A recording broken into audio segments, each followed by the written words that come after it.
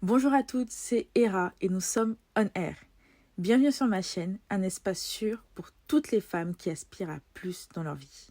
Ici, nous parlons de féminité, d'amour, d'argent, de travail, de business et surtout de stratégie pour atteindre les sommets. Bonne année 2025 à tous et à toutes. Je vous souhaite le meilleur. Je vous souhaite surtout la santé. Parce que quand on a la santé, on a beaucoup de choses quand même. La santé, celle de vos proches. Bien sûr, de grandir cette année, d'accomplir de belles choses, de rentrer dans un nouveau cycle. J'ai le sentiment que là, on est rentré dans un nouveau cycle jusqu'à 2030 et c'est le moment de peut-être sûrement même voir les résultats de tout ce qui a été semé depuis 2020 et de préparer 2030 en toute sérénité. Et je reviens sur YouTube, ça fait plusieurs mois que je n'ai pas été là. Parce que j'ai été très très très occupée par d'autres choses, parce que beaucoup de projets, et donc j'ai fait le choix de la priorisation. Donc c'est quelque chose de très important quand on a beaucoup de projets et qu'on est en phase de construction de vie. On a énormément de choses qu'on a envie de faire, mais il faut savoir dire stop, prioriser et revenir quand on est disponible et disposé dans des conditions qui nous conviennent. Donc du coup, j'ai décidé de revenir sur YouTube, mais en faisant clairement un format vraiment podcast avec le moins de montage possible. Parce qu'honnêtement, je ne suis pas douée dans les montages, je n'y arrive pas, je n'aime pas et surtout je dois monter d'autres choses. Et donc c'est très très très compliqué pour moi de... Quand je pense au montage, je n'arrive même pas à faire une vidéo pour vous dire, tellement que je suis vraiment pas fan de cette activité. Et donc c'est pour ça que voilà, on va rester clairement sur un format 100% podcast. J'avais décidé de faire des vidéos courtes. Finalement, je vais laisser aller et faire des vidéos un peu plus longues si besoin, sans partir sur des 40 minutes et tout ça, parce qu'il faut que ce soit digeste. Mais voilà, j'évite de faire des intros assez longues, mais là, pour le coup, c'était la nouvelle année, donc je tenais à prendre le temps de parler, de vous souhaiter la bonne année. Alors aujourd'hui, on va parler de la jalousie. La jalousie parce que en ce début d'année, c'est le moment où certains ont fait le bilan de l'année précédente, des 5 dernières années, et font une projection. Et c'est surtout le moment où on se compare. On se compare à soi-même, mais aussi on se compare aux autres. On se compare aux gens qui ont eu la même histoire que nous. On se compare aux gens qui n'ont pas du tout eu la même histoire que nous. On se compare à des gens qu'on ne connaît pas sur les réseaux sociaux. On se compare à un collègue, à un frère, à une sœur, à un cousin, à une cousine. Et je pense qu'il est important de parler de cette jalousie. D'abord, ce qu'il faut savoir, c'est que la jalousie, c'est un sentiment qui est naturel. C'est quelque chose d'extrêmement diabolisé, notamment dans nos cultures africaines, si vous entendez souvent les chansons, les jaloux, les ceci, les cela, mais c'est quelque chose de naturel. Et celui qui n'a jamais été jaloux jette la première pierre. Il faut savoir que la jalousie vient de l'envie. Alors, il y a une définition sur Google, on peut la regarder comment se définit la jalousie concrètement, mais c'est vraiment le fait de désirer de manière négative ce que possède quelqu'un. Et donc, cette jalousie-là, il est important de la comprendre et de s'en servir comme moteur dans la vie, un moteur positif. Parce que la jalousie, il faut savoir, c'est un sentiment qui est très puissant, qui peut être très puissant et qui peut conduire à l'irréparable. Quand on voit des gens qui tuent par jalousie, pour dire que c'est un sentiment qui est très très fort. C'est comme la colère, c'est quelque chose qui peut être vraiment néfaste, qui est puissant, qui est vif. Et contrairement à la colère qui, elle, monte et descend, la jalousie peut s'entretenir pendant des années, des années. Et donc, c'est quelque chose qu'il faut comprendre, connaître et utiliser, transformer cette jalousie-là en quelque chose de positif. Donc, comment faire pour transformer sa jalousie en quelque chose de positif et ne plus ressentir de la jalousie dans le futur? La première chose quand vous ressentez de la jalousie, c'est de vous dire pourquoi, c'est reconnaître cela. Et c'est très simple, hein. Vous avez quelque chose qui pique là dans la poitrine. On vous annonce une nouvelle, je sais pas, un tel a eu, je sais pas moi, va se marier, un tel a une promotion, un tel a fait un record de chiffre d'affaires, un tel a fait ci, un tel a fait ça, et là, ça pique. Vous sentez qu'il y a un truc dans votre cœur. Et des fois, ça peut être même face à des gens que vous ne connaissez pas, ou des gens que vous connaissez, des gens que vous admirez, des gens que vous respectez, des gens que vous aimez, ou des gens que vous détestez, ou des gens qui vous sont indifférents. Le problème de la jalousie, c'est qu'il peut toucher toute personne et il peut être ressenti envers toute personne, peu importe le lien que vous avez et peu importe l'amour que vous avez. Il y a des gens dans lesquels il y a de la jalousie dans un couple, où monsieur jalouse madame ou inversement. Il y a de la jalousie parent-enfant. Pour vous dire que c'est quelque chose d'extrêmement universel. Donc quand vous ressentez ce sentiment, parce que vous serez à un moment donné à ressentir ce sentiment-là, surtout s'il est illégitime. Je prends le cas d'un parent qui est jaloux de son enfant, j'ai envie de dire, il est important, indispensable de dire, ok, pourquoi je ressens ce sentiment-là? Qu'est-ce qui fait que je ressens ce sentiment-là? Pourquoi je suis jaloux de mon enfant? Pourquoi je suis jaloux de mon collègue? Pourquoi je suis jaloux de Pierre, de Paul ou de Jacques? Pourquoi je suis jaloux d'une fille que je vois sur les réseaux sociaux que je ne connais même pas, que je ne connais même pas? Pour analyser l'origine de sa jalousie, c'est qu'au moment où ça se pique, ça vous pique plutôt à l'intérieur de votre poitrine, là, vous avez ces sentiments, c'est de vous dire qu'est-ce que je jalouse concrètement. Parce que des fois, on ne pense pas, on n'analyse pas l'objet de sa jalousie comme il fallait et du coup, on ne prend pas les bonnes décisions. Je prends un exemple. Je jalouse une collègue parce qu'elle a eu sa promotion. Voilà, ça m'a piqué au moment où j'ai appris qu'elle a eu sa promotion. Est-ce que je jalouse parce que je voulais ce poste ? Parce qu'il y a des fois, il y a des gens qui vous jalousent alors qu'ils ne veulent même pas ce que vous avez. Ou est-ce que je jalouse parce que j'ai trouvé que ça a été facile pour elle d'atteindre un objectif? Et c'est extrêmement important de comprendre l'objet de sa jalousie. Est-ce que c'est ce qu'elle a eu là qui me plaît ou c'est comment elle l'a eu? C'est vraiment important parce que si vous pensez que ce que vous voulez, c'est le poste de cette personne, vous allez peut-être tout faire pour avoir ce poste-là, pas forcément de manière négative, hein. Vous pouvez travailler plus, faire des heures sup, voilà, montrer que c'est vous qui méritez ce poste-là dans le cadre où ce serait elle qui aurait eu les faveurs de base du patron et que finalement vous dites, bah, moi aussi je veux ça. Ou peut-être c'est pas ça qui vous intéresse réellement. Ce que vous intéresse réellement, c'est que vous voyez quelqu'un qui avait un objectif et qui est en train de le réaliser. Là où vous, bah, vous patinez dans vos objectifs. Peut-être que c'est ça que vous jalousez. Et donc, il est vraiment important de mettre des mots sur l'objet de votre jalousie et de ne pas juste dire oui, elle a une promotion, je suis jaloux. Pas du tout. Des fois, c'est pas ça que vous jalousez. C'est pour ça qu'on dit souvent, il y a des gens qui ont plus que vous, mais qui vous jalousent. Parce qu'au fait, c'est pas l'objet de ce que vous avez qui est source de jalousie, c'est peut-être les conditions, c'est peut-être aussi lié à une blessure du passé, de se dire voilà, moi peut-être dans ma vie, j'ai jamais été aidée, on m'a jamais tendu la main, et elle, pourquoi on lui tend la main? Même si le pourquoi on lui tend la main, c'est pas quelque chose que vous souhaitez, hein, mais, et ça vous ramène à une blessure antérieure, et ça peut être l'occasion de se dire, au fait, ce truc-là, je ne pensais pas que ça m'avait autant touché, mais 10 ans plus tard, à chaque fois que je me retrouve à observer quelqu'un à qui on tend la main sans que la personne ait besoin de faire des efforts, je ressens de la jalousie, c'est que j'ai ça à travailler. Et donc la jalousie peut être vraiment un indicateur de trauma non traité. Ça peut être aussi tout simplement que vous convoitez la même chose. Et dans ces cas-là, si vous convoitez la même chose que quelqu'un, un autre exemple, je ne sais pas moi, vous voulez faire un voyage, vous voulez partir en Italie, votre copine veut aussi aller en Italie et qu'il y a une place. Donc là, vous battez pour la même chose. Bon, là, il faut être fair-play et comprendre que dans la vie, on n'a pas toujours ce qu'on veut là où on veut. Il faut être contente pour cette personne. D'accord? Mais si c'est des choses du genre, moi, je veux aller en Italie, mais elle va à New York et elle a eu le visa en premier, bah là, pour le coup, cette jalousie-là, c'est se dire, bah voilà, elle l'a eu, c'est normal que je sois frustrée. J'accepte ma frustration. C'est des choses qui peuvent arriver. Je me sens frustrée. Je suis frustrée, mais ce n'est pas grave. Je vais mettre cette frustration-là pour refaire mes dossiers, pour essayer d'aller plus loin. Je peux me dire aussi, si elle a réussi, si je ressens de la jalousie, c'est qu'elle a réussi, là où peut-être j'ai échoué.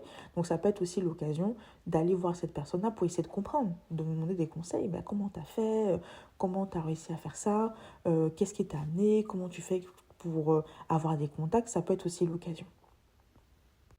Un autre exemple de jalousie, ça peut être la personne qui veut arriver dans un nouveau travail. On vous a laissé à l'abandon, vraiment à l'abandon. Et vous avez quelqu'un qui arrive 6 mois plus tard à qui voilà, on déroule le tapis rouge. Cette personne-là, vous voyez qu'elle elle est accompagnée, on ne la laisse pas dans l'embarras. Dès qu'elle demande de l'aide, il y a tout le monde qui est là pour l'aider. Et vous pouvez ressentir de la jalousie à ce moment-là, de la frustration. Et ben dans ces cas-là, ce qu'il faudrait se dire, c'est que peut-être que grâce à votre intégration, on va dire, chaotique, vos managers ont compris qu'au fait, ils se devaient de rectifier ça. Et donc se dire, au lieu de se dire, oh là là, elle a eu ce que j'ai pas eu, c'est de se dire, bah, ils ont appris de leurs erreurs et ne répète pas leurs erreurs. Voir le positif là-dedans et essayer de relativiser en se disant, voilà, moi, j'ai pas eu cette chance-là, mais ça m'a appris d'autres skills. Le fait de s'adapter, le fait de se débrouiller, c'est des qualités comme en entreprise. Et donc, par conséquent, cette fille-là, ou ce garçon-là, peu importe, n'a peut-être pas eu à développer ces capacités-là. Et donc, ce qui veut dire que dans le futur, si un jour il devrait se retrouver à devoir se débrouiller, il serait beaucoup plus en difficulté, là où vous aurez plus de facilité. Vous voyez, sachant que plus le temps passe, moins plus on est intransigeant. En gros, il y a des erreurs qu'on pardonne à des jeunes embauchés, à des gens qui ont 20 ans, mais qu'on ne pardonne pas à des gens qui ont 40 ans et à des gens qui ont plus d'expérience. Pour résumer, ce que je veux dire par là, c'est que faire des erreurs, avoir de la difficulté quand vous êtes jeune, on a certes un sentiment de mauvais départ, se dire, oh là là, j'ai fait un faux départ dans la vie. On peut avoir ce sentiment-là, mais à côté de ça, ça vous permet de pouvoir limiter les conséquences de ces traumatismes. Tout ça, vous faites un burn-out à 25 ans à l'entrée dans le marché du travail. Ok, c'est traumatisant. Il y a énormément de gens qui ont fait des burn-out en rentrant dans le marché du travail, mais vous, les conséquences de votre burn-out, généralement, se résument qu'à vous. Généralement, à cet âge-là, on n'a pas de famille, on n'a pas de prêt immobilier, on n'a pas d'enfants, on n'a pas de crédit, on n'a pas d'engagement envers les uns et les autres. On est jeune, les gens ne comptent pas sur nous. Et donc, le fait qu'on craque a moins de conséquences que celui qui est dans la même situation 20 ans ou 30 ans plus tard. Et donc, des fois, il faut se dire que c'est une grâce aussi de connaître l'adversité jeune. Parce que là, je parle à tout type d'âge, mais je parle aussi à cette génération qui se sent un peu perdue dans sa vie, qui ne sait pas où aller et se dit, voilà, moi j'ai fait un faux départ. Mais faire un faux départ jeune, il ne faut pas forcément vier les autres, parce que vous allez prendre des coups maintenant qui vont vous préparer à demain que d'autres n'auront pas. Et vous aurez peut-être vécu des frustrations qui vont vous préparer à demain. Et comme aujourd'hui, vous avez vécu des choses dans le passé qui vous ont préparé à la situation d'aujourd'hui. Donc, des fois, il faut juste embrasser sa souffrance. La jalousie vous permet de vous alerter sur une souffrance que vous avez et se dire, ok, j'ai cette souffrance-là, je vais la traverser. Moi qui suis croyante, c'est simple, je sais que Dieu est avec moi et je vais traverser ça sans problème. Il est avec moi. Ça va être compliqué, mais je vais traverser parce que la vie est faite ainsi de cycles, de haut et de bas. Mais en toute chose, il faut savoir se relever et avancer. Maintenant qu'on a trouvé l'origine de sa jalousie, on sait d'où ça vient, on a réussi à analyser, à comprendre avec les différents exemples d'où vient la jalousie, est-ce que c'est une jalousie de contexte, une jalousie d'objectif, peu importe. Qu'est-ce qu'on fait? Parce que voilà, j'ai compris, mais qu'est-ce que je fais? Qu'est-ce que je fais entre la compréhension et l'action? C'est dès que vous avez une pensée de jalousie envers quelqu'un, c'est de chasser cette pensée-là. Si par exemple, vous êtes là, vous êtes jaloux de quelqu'un, vous dites, oh là, celle-là, j'aimerais trop qu'elle tombe. Dès que vous en rendez compte, vous chassez cette pensée-là et vous dites par exemple, j'aimerais qu'elle passe une bonne journée. Vous déclarez dans votre bouche ce que vous ne pensez pas dans votre cœur. Je ne parle pas de le faire devant la personne, mais si par exemple vous dites, oh là là, j'aimerais bien qu'elle loupe sa présentation, parce que vous êtes jaloux, et espérant qu'elle ne vous a rien fait concrètement, on est vraiment que dans la jalousie pure et dure, dans ces cas-là, quand vous pensez à ça, ce petit sentiment de satisfaction, ou peut-être si elle fait une erreur, vous avez ce petit sentiment de satisfaction et tout, vous chassez la pensée. Parce que les actions viennent de la pensée. C'est lorsque vous commencez à laisser entrer des pensées négatives qui vont arriver, si vous ne les chassez pas et que vous les nourrissez, ça va se traduire dans les actions. Et là, on va rentrer dans le sabotage. Où là, au fait, vous allez peut-être commettre des actions qui vont faire que vous allez vraiment nuire à cette personne-là. Et là, il ne faut pas en arriver là. Si je prends le cas de relations amoureuses, vous êtes jaloux pour des raisons complètement aberrantes. Vous pensez que votre conjoint vous trompe tout le temps. Vous fuyez dans les téléphones et tout ça. Avant d'en arriver là, il y a eu la pensée. Et donc là, on parle de l'avenir. Après, je vais vous parler de la jalousie installée, qu'est-ce qu'on fait. Mais par rapport à une nouvelle jalousie qui vient d'arriver, chassez la pensée. Objectivement, d'où ça vient, on analyse de savoir d'où est-ce que ça vient. Et ensuite, on chasse la pensée par quelque chose de différent. Et on le dit à haute voix. Si par exemple, vous dites « Ah, ma femme est sortie, je ne sais pas où elle est probablement avec un autre homme », vous dites « Ma femme est probablement allée se promener avec ses copines, ou elle allait faire ses ongles, ou elle allait simplement faire les courses, ou elle allait simplement prendre l'air. Et elle va rentrer et on va passer une très bonne soirée. » Et le proclamer dans sa bouche à chaque fois qu'il y a une pensée négative. Et dès que vous surprenez ces pensées-là, il faut les chasser. Admettons que vous venez de tomber sur cette vidéo-là, donc vous n'avez pas eu le temps, ou la pensée était beaucoup trop forte. Là, il faut vraiment vous discipliner par rapport au passage à l'action. Et si vous n'arrivez pas à vous discipliner, vous ne pouvez pas vous empêcher de faire des coups bas parce que la personne vous énerve tellement. Et en plus, c'est quelqu'un non seulement, ok, vous êtes jaloux, mais en plus qui est arrogant, en plus qui s'étale, qui ne fait aucune réserve. Parce que la jalousie a son penchant, on pourra faire dans une autre vidéo. Que faire quand les gens nous jalousent? Ça, c'est encore autre chose. Là, on parle de quand on jalouse. On fera une vidéo sur quand les gens nous jalousent. C'est de se dire, ok, je n'arrive pas, je m'éloigne. Vous savez, des fois, il y a des gens qui s'éloignent de vous quand ils sont jaloux de vous. Et des fois, il y a des gens qui vont les critiquer en disant c'était mon ami, quand j'ai commencé à réussir dans la vie, elle s'est éloignée de moi. Sachez que c'est des gens qui vous aiment. Parce que la jalousie, ça peut être très, très puissant et dévastateur. Et donc, quelqu'un qui vous jalouse, qui s'éloigne de vous protège et se protège elle-même. Parce que ça ne s'arrête jamais quand on est jaloux. Ça ne s'arrête jamais. Ça peut aller toujours encore plus loin. Juste que des fois, vous jalousez tellement la personne, vous faites tellement du mal à la personne que vous arrivez même à ses enfants. Tellement que la jalousie est ancrée. Donc, ça peut aller tellement loin. Si vous jalousez quelqu'un et que vous faites tout ce qui est possible pour, voilà, dès que vous avez envie de faire du bien, c'est du mal qui sort ou inversement, éloignez-vous. Éloignez-vous simplement. Et mieux vaut qu'on dise vous êtes une négrée qui s'est éloignée que vous êtes une négrée qui est passée à l'acte. Éloignez-vous et soignez-vous. L'origine de votre jalousie, elle va se reporter sur quelqu'un d'autre. Si c'est un mal-être, c'est pas juste la jalousie inutile et stupide que certains peuvent avoir. Si c'est un vrai mal-être, si c'est un vrai mal-être qui est en vous, soignez-vous à distance. Je vais donner un exemple. Il y a des gens qui n'ont pas de famille, qui malheureusement, pour qui les fêtes de fin d'année sont source de beaucoup de frustration et de tristesse. Si vous avez des amis qui vous invitent chez eux en pensant bien faire pour Noël, que vous y allez et que vous vous sentez mal, vous êtes jaloux de voir des gens qui sont aimés et qui aiment, bah c'est simple, n'y allez plus. Ça ne sert à rien de faire la sorcellerie, n'y allez plus. Qu'on dise ce qu'on veut, c'est pas grave. Éloignez-vous, guérissez. Ne vous exposez pas à l'objet de votre jalousie tous les jours. Ça rend fou. On est des êtres humains, on est faible. Il faut pas s'exposer. C'est comme un drogué qui va traîner avec des drogués tous les jours. Vous n'allez pas vous en sortir. Évitez de vous exposer à l'objet de votre jalousie tout le temps. Et c'est indispensable. C'est le seul moyen. Fuir. Et si vous ne pouvez pas fuir physiquement, on peut fuir émotionnellement. On peut fuir émotionnellement. C'est-à-dire, des fois, il y aura un moment d'hypocrisie où on va feindre la joie et après, distance émotionnelle. On dirait de vous, vous êtes hypocrite. Il y aura un moment d'hypocrisie probablement, mais il faut vous sauver vous-même. Parce que dans la jalousie, vous ne faites pas que du mal à l'autre, vous faites du mal à vous-même. Et donc, il est important de travailler sur ce sentiment-là et de fuir émotionnellement et de fuir physiquement si possible. Que faire maintenant si je suis vraiment une jalouse bête? Il y a des gens qui sont jaloux, pour être jaloux, sans aucune raison. Voilà, c'est rare qu'il n'y ait pas de raison. Bon, vous là, allez-y, vous faites délivrer. Je n'ai pas de solution à vous proposer, mis à part la fuite. Et c'est ceux qui se complainent dans la jalousie. Il y en a qui sont jaloux et qui aiment ça et qui ne trouvent pas de problème.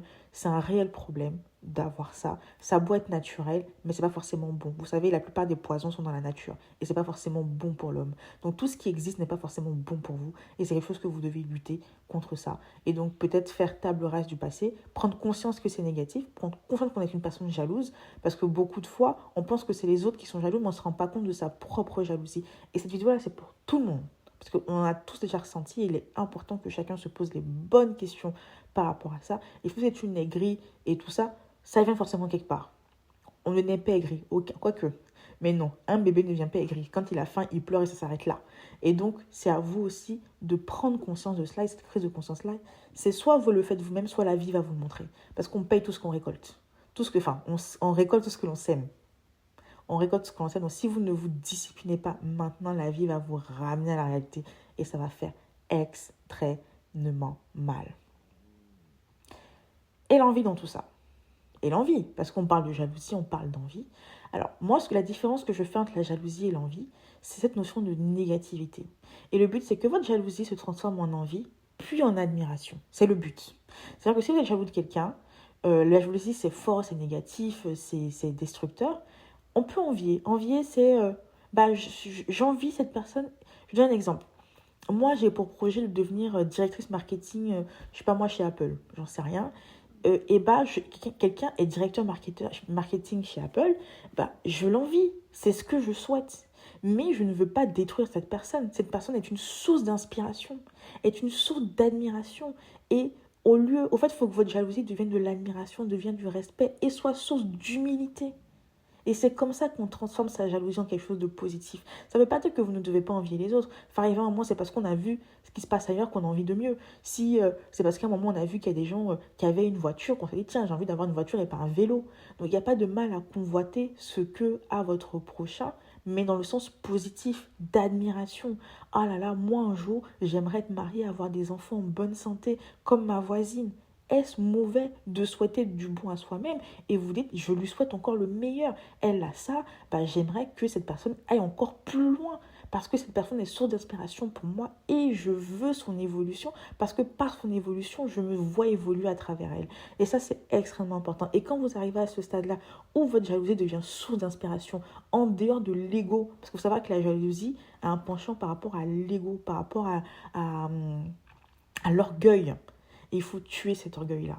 Et il faut apprendre à en faire une source d'inspiration, une source d'estime de soi. Il y a une différence entre être orgueilleux et avoir de l'estime pour soi. Vous voyez? Et c'est les excès qui nuisent. Et l'excès nuit, mais tout dépend dans quel sens on le prend. Une jalousie qui devient une envie puis une admiration, c'est quelque chose de positif. Et généralement, quand on admire les gens, on veut les voir réussir. Moi, j'aime beaucoup Beyoncé. À chaque fois que Beyoncé fait un truc positif, je suis très contente parce qu'on veut voir les gens qu'on admire réussir. Parce qu'on aime les voir briller. Et bien, c'est ce que je vous souhaite pour 2025, que toute cette jalousie disparaisse de votre cœur, que vous arrivez à en faire un moteur qui vous fera grandir vous-même et les gens autour de vous. C'était tout pour aujourd'hui. Dites-moi si ça vous intéresse vraiment la vidéo sur que faire quand on suscite la jalousie, quand les gens sont jaloux de nous.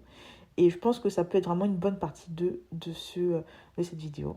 Je vous souhaite un très bon début d'année encore. Et puis, n'hésitez pas à commenter, à partager, à donner votre avis et surtout des témoignages sur les jalousies que vous-même avez ressenties. Et ça permettra à certains de se sentir moins seuls. Au revoir.